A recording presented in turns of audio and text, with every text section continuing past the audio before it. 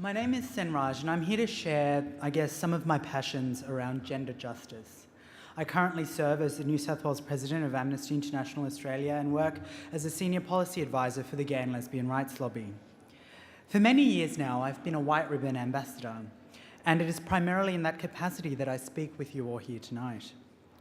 Let me start by thanking the Art Gallery of New South Wales for inviting me to speak again here so soon, since I spoke 2 months ago on Picasso and social justice and activism. And I also want to thank White Ribbon for asking me to participate in this event as their ambassador.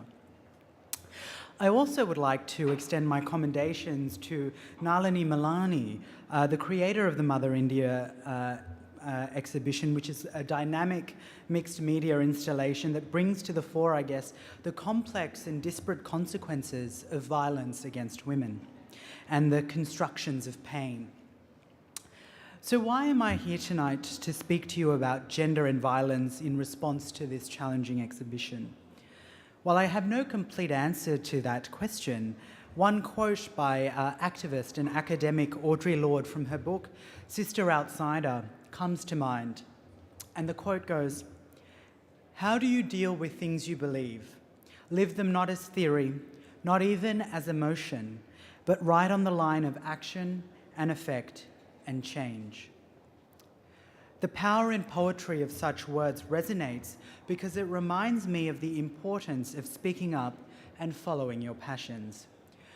Growing up as a queer Tamil boy here in Sydney, finding my passions was anything but simple. In being the only student at a private boys' school who would get excited over feminist theory in art history, or question why all the readings for a history course were written by men, you can imagine my, not real surprise when I went to university and discovered that I could do a major in gender studies. I was very, very excited.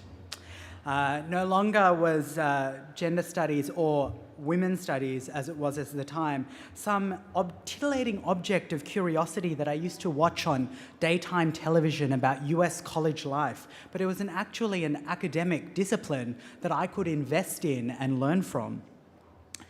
And studying gender and various other categories of social difference became the means for me to pursue my interests in social justice and human rights. In activist terms, these passions translated into joining Amnesty International and becoming a White Ribbon Ambassador. Finding a sense of belonging in these organisations allowed me to nurture these kind of elusive dreams that I had for building communities that privileged mutual respect and ethical relationships. From voluntary activism, I was fortunate enough to be employed as a policy advocate, discovering new capacities to engage in politics and to help shape policy relating to the human rights of lesbian, gay, bisexual, transgender, and intersex people. So having positioned my relationship to academia and activism, I want to reflect on how I have come to understand the relationship between violence, intimacy, and gender. When we think about violence against women, we imagine a slap, a punch, or repeated physical abuse. Violence, however, can be much more subtle. It can be in the form of an offensive word, a coercive act, or a culture of sexual harassment or stigma. Indeed, Mother India evokes some of these subtleties by gesturing to the ways in which women's bodies become sites of violence in the debates around culture and nationhood. Particularly when it comes to discussing violence against women, our conversations cannot be limited simply to gender. Echoing the wise words of legal scholars like Ratna Kapoor and advocates like Arundhati Roy, experiences of gender-based violence are shaped by a range of other social differences: class, sexuality, race, ability, age, faith, and so on. Using an artistic lens, Malini explores the complex relationship between youth culture, religion, nationalism, and gender. In doing so, Mother India offers no easy answers to the elusive and often silent issue that is violence against women. Rather, as observers or participants, Malani's work invites us to rethink the ways we can narrate the traumas endured by women in India who are afflicted by gendered violence. Hauntingly, the exhibition brings to the fore the ways female bodies become abstracted to sustain ideas of a patriarchal culture, or they are made into disembodied commodities for heterosexual male pleasure. So how does this apply to us here in Australia? Surely we're not comparable to the women or men over in India. While the experience of violence against women is indeed mediated by historical and cultural phenomena, one thing remains clear. It is an endemic problem that cuts across geographies, cultures, nations, and religions. In Australia, the rhetoric of equality circulates in most conversations about gender, often to say that women are afforded equal dignity to men in our society. However, the socio-economic realities tell a very different story. Some even casually claim the goals of feminism have been achieved. However, women still earn on average 80% of their male counterparts. They occupy less than 20% of corporate governance or CEO positions, and 1 in 3 will experience violence at some point in their lives. If women still occupy marginal positions in public institutions and are undervalued for their contribution in domestic spaces as well, how can we claim that women and men are afforded equal footing when it comes to discussing relationships, work, and intimacy? With some of these elusive and complex questions in mind tonight, I will expand on the White Ribbon campaign, how it started, what it means both internationally and here in Australia, and how it is working to change ideas, behaviours, and cultures to prevent violence against women that is perpetrated by men. Having been part of White Ribbon for several years now, I've seen the campaign grow and change, and I have been heartened by the broad community support and grassroots engagement the campaign has generated. It is my hope that you will see, as I have, the synergies between the work of White Ribbon and the Mother India exhibition, and you will be inspired, at least I hope, to continue these conversations outside the confines of this lovely gallery space. White Ribbon is the largest collective effort of men and boys around the world to eliminate men's violence against women. The campaign works to change attitudes and behaviours in all disparate cultures and societies to improve conditions for women and girls.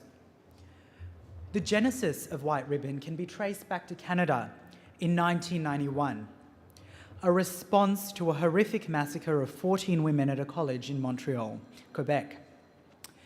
Responding to these circumstances, a handful of men felt that they had a responsibility to urge men to speak out against violence against women. For them, it was important that men realise that gender-based violence was not simply just a women's issue or an issue that just affected women, but men, as the primary perpetrators of violence against women, must be made accountable and made part of the solution. The Canadian campaign decided that wearing a white ribbon would be a symbol of men's opposition to violence against women. In 1991, 100,000 men across Canada wore white ribbons, and this marked the catalyst for a global movement that we have seen today. From there, the campaign moved across the globe, spreading across varied parts of North America, Europe, Africa, Latin America, and the Middle East, and now Asia, Australia, and New Zealand. In some countries, the campaign worked as a proactive movement for social change and gender equality. For other countries, however, it was a response to a crisis. The latter was true for India. The violence in Gujarat in 2002 brought White Ribbon into focus for the country. Annual protests were organised where men and women would come together and wear the white ribbon in memory of the victims of those atrocities and to protest against such violence ever occurring again. Part of that history is documented in Mother India, and I urge you to go see it. It's often difficult when discussing violence, particularly gender-based violence, to confront our emotional responses because they generate fear, disgust, sadness, despair, and those responses sometimes come at the expense of our critical engagement or furthering the dialogue around this issue. And I would encourage you all, as you go visit the exhibition, to not only think about your own emotional responses or your own responses to the exhibition, but also how you can then broaden that to thinking about the issues that affect most of us, indeed, I would say all of us here in Australia. While the White Ribbon campaign has not been formalised in India, its presence as a symbol for change and a visible demand by the wearer for peace is a visible demand by the wearer for peace, respect and equality. Here in Australia, White Ribbon began in 2003 through a UNIFEM, now UN Women, initiative.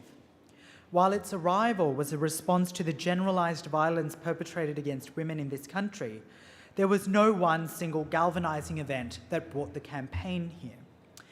By 2007, the White Ribbon Foundation was formally established as a not-for-profit organisation, and it has continued to grow exponentially since its inception.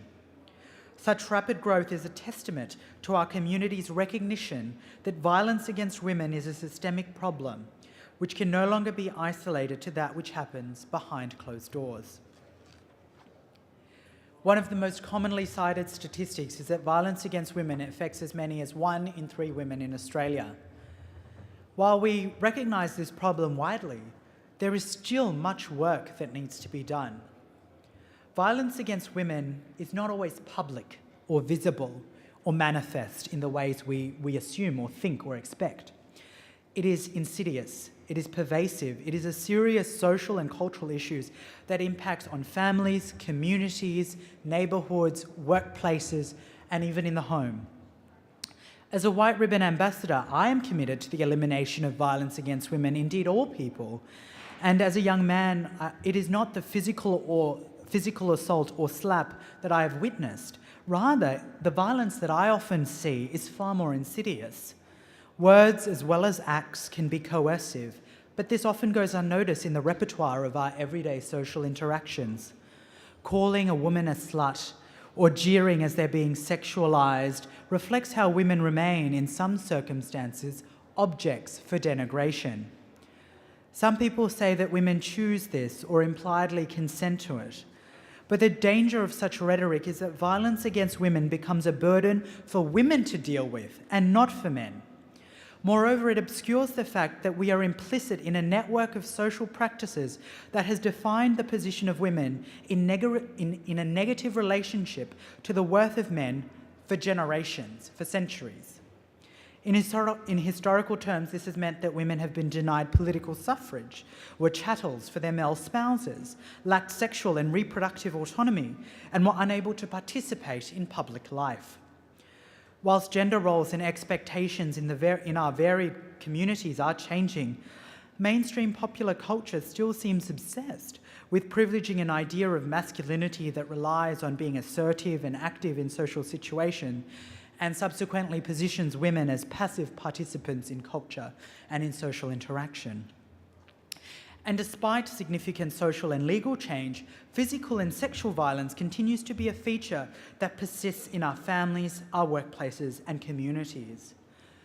It's only been recently that we have, for example, acknowledged that rape is a strategy of war, and that women's bodies have become sites for conflicts around nationhood, around culture, around race. And in particular, that has meant that a lot of women who have fled countries due to such brutal violence are now finally being recognised as refugees for the purposes of the Refugee Convention. Prior to that, individuals who suffered what was referred to as generalised violence in situations of civil war were denied protection under the Convention, and certainly was the case here in Australia. And I think as we start to think about violence and its operation, not only in terms of specific women, but also the broader implication that it has to how we think about women's bodies and the role women's bodies plays in our culture, as Malini's work, Mother India, rightly points to, we can start generating a cultural change that starts thinking about issues about gender, about race, about sexuality, indeed about difference, and how we come to think about and position differences, often in hierarchies in our society. And sometimes it is easy to seduce ourselves into thinking that misogyny or sexism is a product of repressive or barbarous regimes of those other third world countries or cultures. You know, while we rightly recognise and repudiate the comments of those like Sheikh al-Hilali, who characterise women who experience sexual violence as uncovered meat, we find it inconvenient or difficult to extend that same moral opprobrium to some of our political leaders who believe that women should dress or behave a certain way to mitigate their risk of being subject to sexual violence. And certainly, as I've just mentioned, I think the issue that we have to confront is that often violence against women is easily abstracted and annexed to what we refer to as barbarous or third world countries. And that completely ignores the fact that violence against women exists in our homes, in our countries, and goes unnoticed because individuals that are seen to be respected or individuals that have prominence in public life use a very different kind of rhetoric to refer to women. I see no difference in individuals like Sheikh al-Hilali referring to women as uncovered meat and having conservative political commentators who have syndicated national columns here in Australia referring to women and how they dress, and legal cases which then ask women, or litigators who ask women who are subject to sexual violence about their sexual history, indeed what they were wearing at the time of the assault. Because apparently if you wear a particular type of skinny jeans, you need consent to take them off. And that is the kind of logic that we continue to deal with here in Australia. And that's the kind of logic that pervades all cultures and communities. And once we recognise that violence against women isn't an abstract idea, indeed it affects us all and we are all complicit in it, we can begin a process of cultural change. And reflecting on this issue more broadly, we only need to look to the work of legal scholars like Catherine McKinnon, who has identified the many ways gender, sexuality and power remain imbricated in our social systems. For example, by identifying laws as a kind of injurious system of gender dominance, as I've just discussed, rape laws, she warns us that the kind of hierarchical structures of gender can be invisible to us and continue to subject women to insidious forms of violence and harm. You only need to look at some of the kind of sexual assault cases in recent history to see the way litigation effectively subjects women who have been the subject of sexual violence to more violence, rhetorical violence, through the aggressive questions they're asked. And we've only seen reforms to evidence laws fairly recently to recognise and to help protect victims of sexual assault from such invasive questioning. And we often hear it in the news or in the media, you know, the kind of obsession people have with the sexual lives of women as opposed to men. The kind of competition or the kind of moralising that goes on seems to target women a lot more than it targets men. Women who are seen to be sexually active or promiscuous are subject to a far more critical gaze, whether in terms of our popular culture or our law, than men are. And that reflects a terrifying double standard. And I think most of us think of that as a self-evident reality. Some of us, we may intellectually believe or think that women and men should be treated equally, yet we hold double standards in our emotions, in our visceral responses to how we think about things. And so it's essential that by acknowledging this, by starting this process of a conversation to think about how violence against women is not an abstract idea, but it's embodied, it infects us all, we're all complicit in it. We may not actively think that we perpetrate that violence, but if we are a part of a social system that enables it to continue to exist, then we have a responsibility, we have an obligation to speak out, to challenge it, and to challenge ourselves. And it's really easy for a lot of us to think we're not like them, we're not like the rapists. And you only need to look at the perpetrators of sexual assault to realise that just like everybody else, they're not, you know, the stranger on the street who is a sociopath or a psychopath who targets women because they have no moral or social or emotional conscience. Indeed, they're spouses, they're partners, they're individuals who victims are in love with or love. Most interpersonal gendered violence occurs with people that are familiar to the victim. Indeed, I think part of the problem is that we often have a kind of stranger danger mentality around discussing violence against women. We often think about them as strangers who are completely divorced from the situation. Yet most violence happens in the home. It happens with people you know. And I think it's indeed a blight on our legal history that rape laws only recognised marital rape in 1984. And, up until then, men could not be guilty or were immune from raping their wives or their spouses. That was less than 30 years ago. And we still confront the legacies of that, and we're still trying to challenge that today. And so I think it's really important that we reflect that while suffrage and the movements towards gender equality have indeed led to great legal and legislative changes, there is still a lot we have left to confront. And particularly because violence against women is something that occurs in those domestic, in those family spaces, it's often screened from view. It's thought of as a private matter to be ignored. And that is something that is simply unacceptable and we must refuse to accept. Gender-based physical, emotional, social, sexual, and economic abuse remain common. And as I've just mentioned, the incidence of violence against women is alarming. And just to kind of cite a few statistics, 40% of women experience violence by the age of 15. 29% of women have experienced physical assault. 17% of all women have experienced sexual assault. 38% of girls in years 10 and 12 have experienced unwanted sex. And the total estimated cost of intimate partner violence in Australia in 2002 to 2003 was $8.1 billion. Violence against women contributes to 9% of the burden of disease, looking at comorbidities like excessive alcoholism, smoking, and obesity. And I think it's really important that we reflect that violence against women is not simply a cultural issue, but it's a political and an economic one.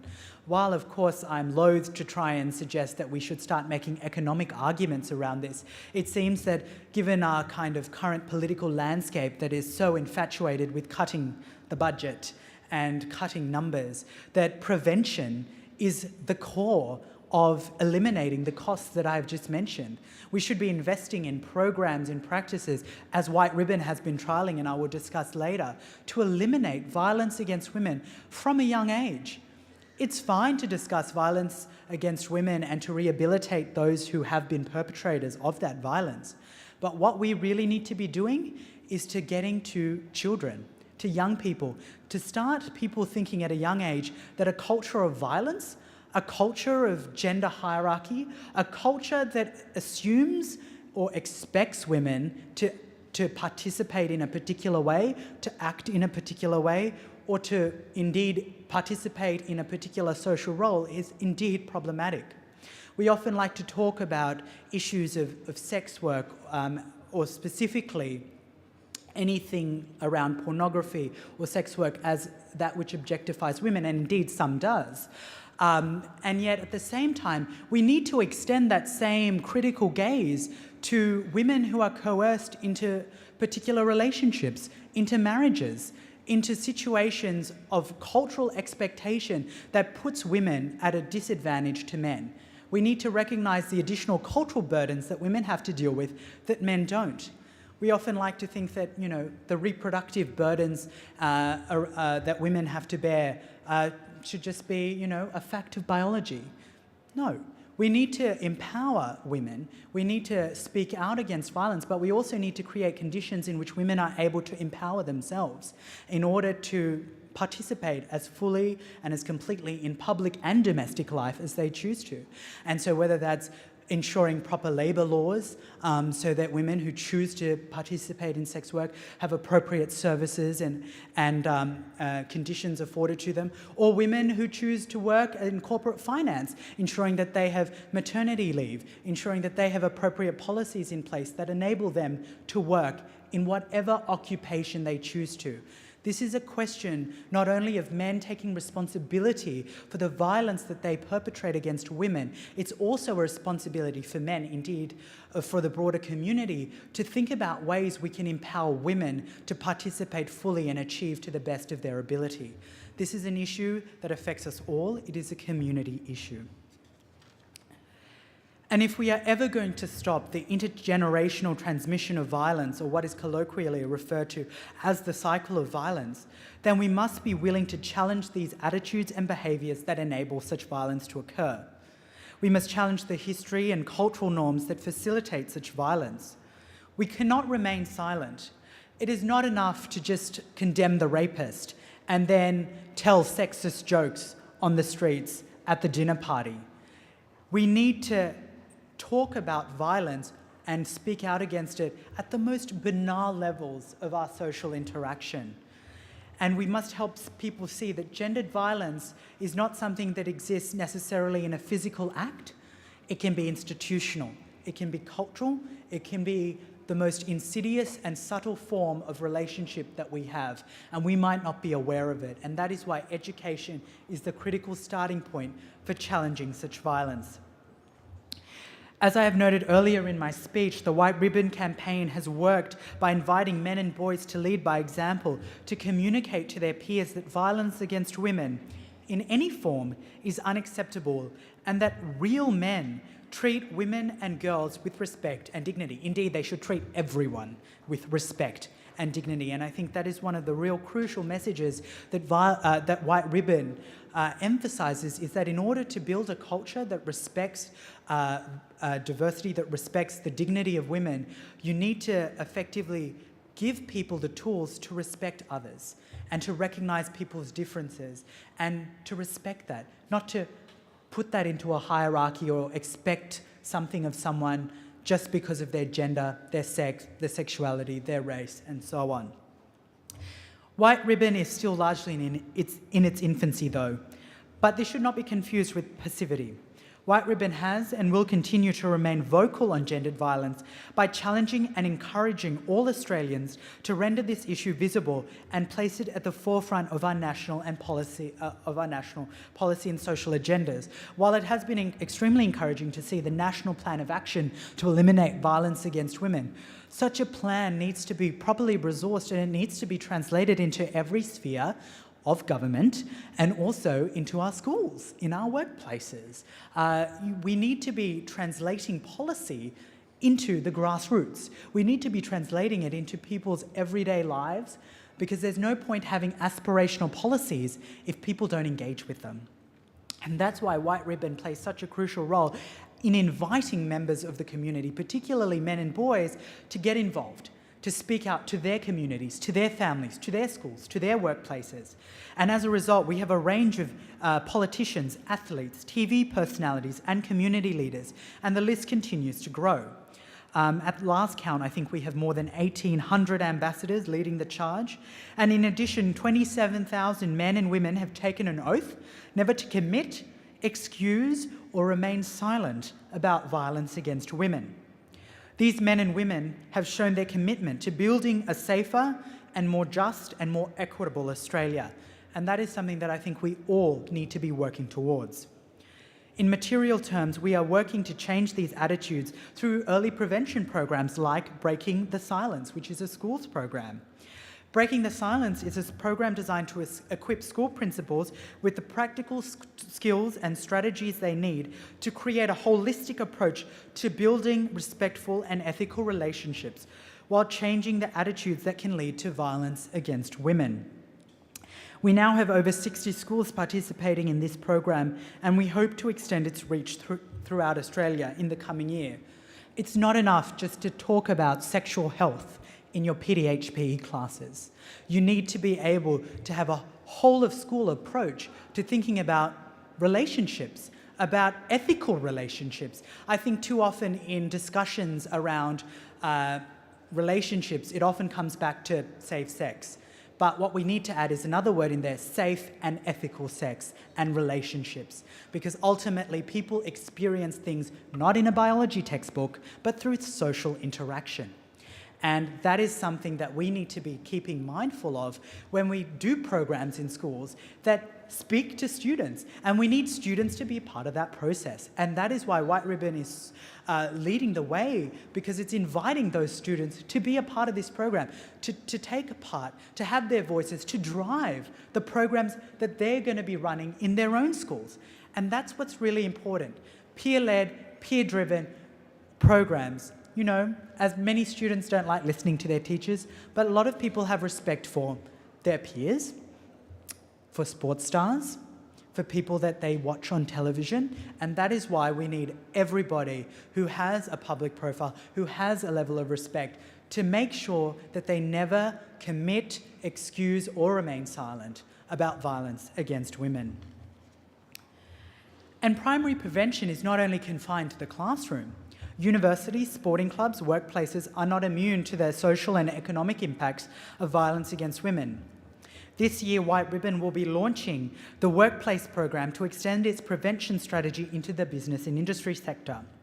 With the National Workplace Program pilot model currently in development, this project aims to create long-term change by increasing the level of knowledge and skills that staff and managers have to address the issue of violence against women in a commercial context. This program will address the fact that, according to workplace survey data taken from the US in 2009, an estimated 74% of employed women who are victims of violence or harassment face that abuse in their workplace.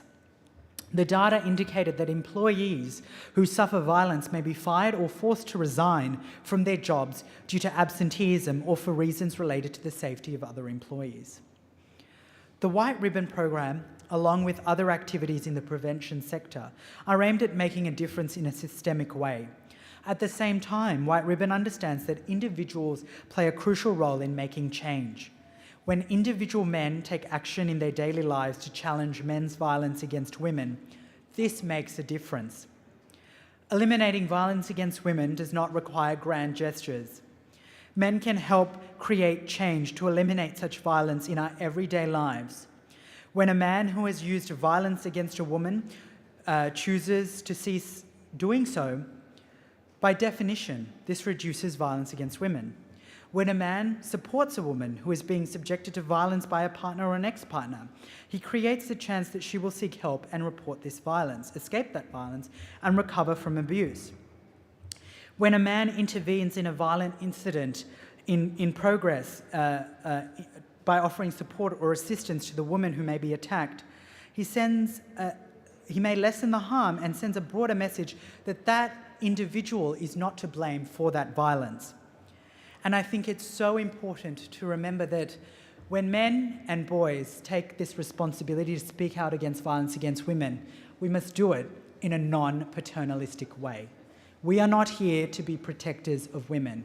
We are here to end violence against women wherever we see it. We need to create the culture and conditions that empower women to lead their lives actively, responsibly, and completely in a society that values the contributions of all people. And while we recognise that violence against women is indeed perpetrated primarily by men, at the same time we must avoid characterisations that then suggest that women are incapable of speaking out against the violence that they suffer. And one of the real strengths of the exhibition that you will see tonight is the documentation of women's experiences of violence, hearing them narrate their own stories as a way to generate social change for the rest of us. There is no excuse for violence against women. There is no excuse for sexual assault committed by a stranger on the street. There is no excuse for an individual to commit violence against a sex worker, as was recently the case here in Sydney, on the basis of her occupation. There is no role for the law to continue to subject women to questions of invasive questions surrounding their sexual history, their promiscuity, as a way of mitigating their credibility around consent and whether they consented to a particular act of violence. And therefore, in our banal social interactions, we all have a responsibility to speak out. If we hear a joke that makes light of rape or is indeed sexist, we have a responsibility to call that out, to speak out against it. When we see people who we respect and admire make similar jokes, they may not intend it. Indeed, they may not have any malicious intent. The problem is violence against women does not inhere because people want it to inhere. It inheres because we have a culture and institutions and systems that continue to disadvantage and undermine women in our society, which goes unnoticed. And our responsibility is to make those institutions accountable, to recognise those cultures and to challenge those cultures. White Ribbon is calling on men to make a difference, to take action, to challenge cultural norms, to do something. And if my speech tonight has not motivated you to take action, then I am hopeful that tonight's exhibition will. Art, after all, can speak to us in ways that words fail to. And indeed, the exhibition that I have had the privilege of seeing even briefly does that. I think the challenge for us as communities of diverse individuals is how to address the more complex question of harassment, coercion, objectification, and sexism in our own everyday interactions. The emotional scar from being repeatedly called a slut or coerced into a certain way of acting, behaving is equally as damaging as a punch or a slap. As those sympathetic to the aims of White Ribbon, it is up to each of us to educate others on the diverse forms through which violence against women manifests in our society. Changing perceptions about violence against women requires much more than just policy change. It requires a change in our cultural infrastructure, where we are all educated to respect the inherent dignity of every woman, indeed every person. I would like to leave you all with a challenge tonight. Once you have interacted and seen Mother India, I encourage you all to make a commitment on how you will seek to challenge violence against women outside the walls of this gallery. Remember, recognising the existence of such violence and having the courage to speak out against it is the start of a future that is built on respect and ethical relationships. Thank you.